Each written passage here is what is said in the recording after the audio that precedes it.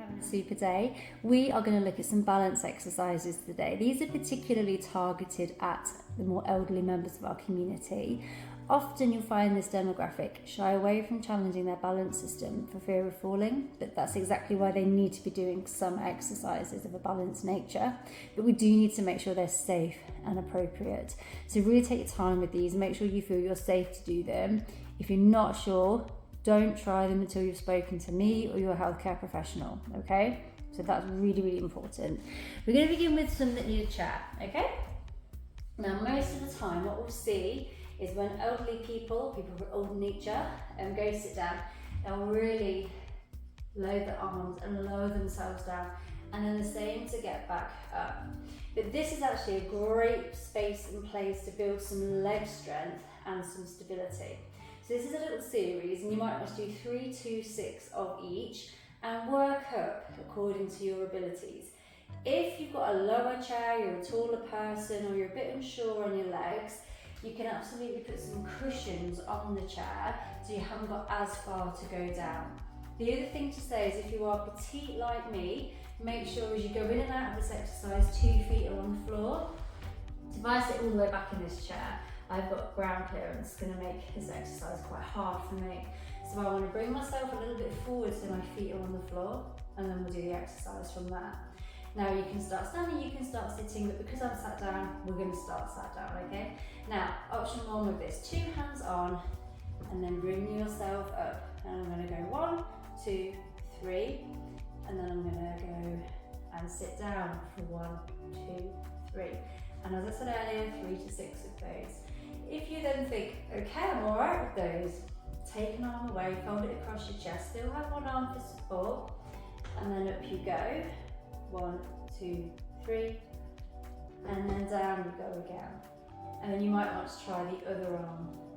So with these, to make sure you've got an even number, you might do 2 and 2, so 4 in total.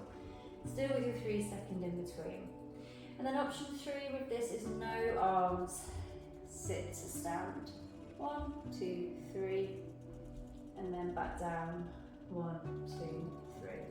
And again, if you're feeling confident, you might do a few more, but these are really, really nice. So we get the opportunity to build some leg strength as well as balance here. So that's the first exercise. And remember, you can cherry pick what I'm showing you. So you might do a few of an exercise and not any of the others that might not suit you. And that's the whole idea of this, cherry pick what suits you. So that's the one with the chair. I'm going to get rid of the chair now, so we've got lots of room to see what else we can do. Now, walls are really useful when you're challenging your balance or improving your balance. So we're going to do some tandem walks. And again, use a hand on the wall, as I've said in many videos before, if you're unsure. And then as you get more confident with the exercise, that handhold can become a fingertip, which can become I'll have my hand near it to steady myself if I need to. So for tandem walks, one of the only balance exercises that we have 2 feet on the floor is we're going to put one toe in front of the heel and behind, in front, sorry. So heel to toe, okay? And you can go nice and slowly, and that really helps challenge the balance sisters. And here's the wall hold. If you need, just walk the hand along with you. And then turn around and off you go. So this is a lovely one to do while the kettle's boiling. You can just do some walks up and down your kitchen. Try and get these into dead time, so time that you wouldn't be doing anything special in particular. And then I think also that it feels like less of a challenge. So you haven't got to dedicate time to do these, you can just build them in to life really easily. So with the tandem walks, I like to do a good 3 or 4 runs of those. And then from here, a really nice one is to march on the spot. If you're new to this, you can have a chair with you. This is probably a little low. You don't want to be leaning forward, so a worktop can be useful as well. But just marching, like so. Taking your time. And then again, if you think, no, I feel quite steady, I feel okay with this, you can take one hand away, and then you might swap for the other hand. So I'm doing 4 to 6 marches before I swap my hands. And if you do feel really confident with that, you can do marches like so.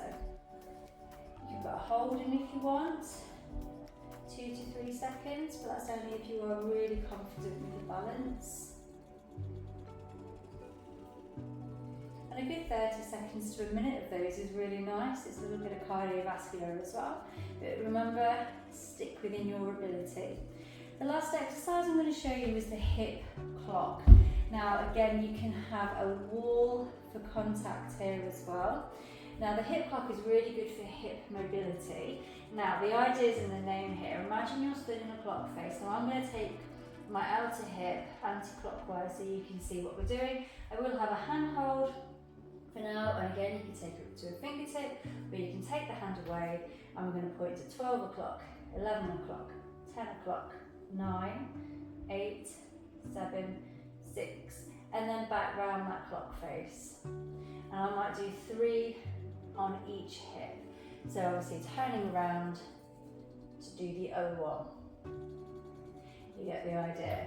So I hope some of those exercises help. It's really important to challenge your balance at any age, but definitely not stopping to challenge as we get into golden years. It's so important, but only if you feel safe to do so. So if you've been told not to, then don't. Or if you're new to balancing, really ensure, get in contact and we'll get a program designed that is absolutely safe for you to do.